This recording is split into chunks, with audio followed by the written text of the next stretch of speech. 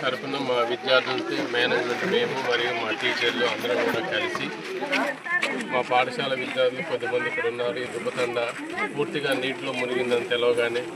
మేమంతా అనుకొని శక్తి మేరకు ఒక 10 రోజులకు సరిపడా బియ్యాన్ని ఇతర కిరాణాన్ని అన్నీ తీసుకొని ఒక పక్క బట్టలు ఇవన్నీ నోట్ పుస్తకాలు పిల్లలకి వాళ్ళకి అవసరమయ్యే అన్ని వస్తువులు కూడా తీసుకొని మానవతా దృక్పథంతో మేమంతా కలిసి ఈరోజు ఇక్కడికి వచ్చి ఈ మొత్తం గ్రామంలోని ఈ తండాల్లోని అన్ని గృహాలకు కూడా మేము ఇట్లా మా పిల్లల ద్వారా అందజేయటము మాకు మానసికంగా సంతోషాన్ని, అదేవిధంగా మా భావి తరాలకు ఎదిగే విద్యార్థులకు మానవ సేవ పట్ల ఒక అవగాహన కల్పించడం కాకుండా మాతో పాటు మమ్మల్ని చూసి మరికొంతమంది కూడా ప్రేరణ పొంది ఈ గ్రామానికి వచ్చి వాళ్ళకి ఇతోహితంగా సహాయం చేస్తారని ఆశిస్తూ ఈ సేవా కార్యక్రమాన్ని మేము చేపట్టడం జరిగిందని తెలియదు.